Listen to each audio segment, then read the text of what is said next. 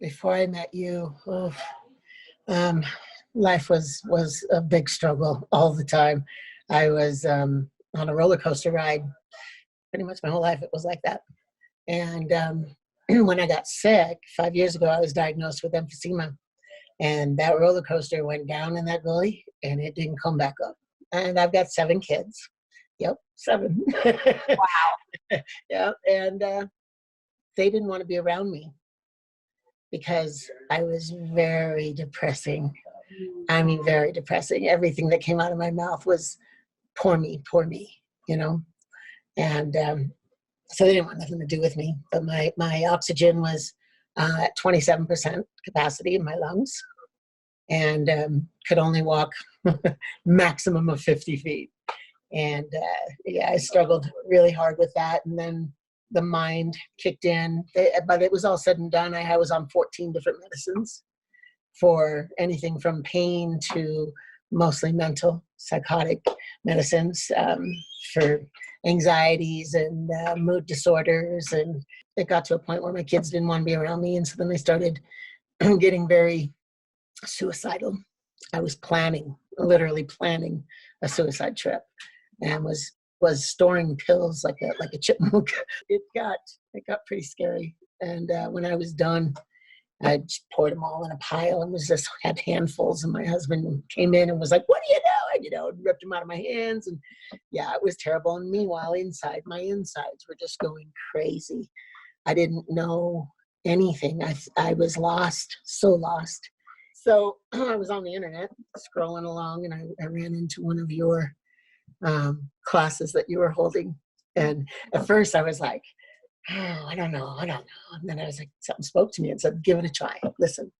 So I listened. And then the money part came up, and I'm like, well, I'm broke. I'm disabled. I have no money. All the stories that you hear that you can't do. Yes. And my, my heart said, no, you have to. The difference that it's made in my life has been so incredible. I have not had one roller coaster ride, not one, in a year. Oh, a year and a half, right? Wow. I have my tools to help me stay. Never again will I be in that position. Never. And, it's been 5 years that they told me I was going to die 5 years ago. And I'm healthier now than I ever have been. Wow. My lung capacity is now at 61%.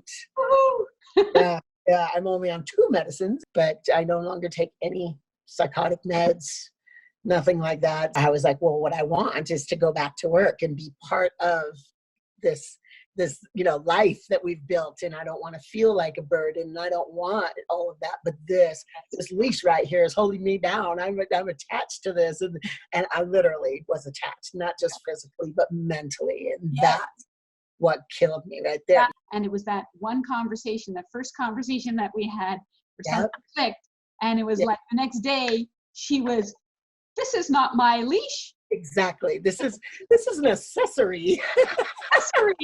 This is my jewelry, my accessory. Nothing a doctor says makes or breaks me. Nothing that anything out here is going to make a difference at all. At all. It did take a minute to see that. Just a short minute.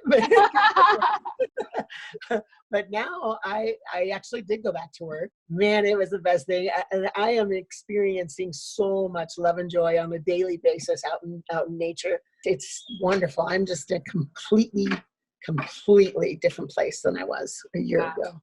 What you experience, the reality of what you experience shows that this work works. It works.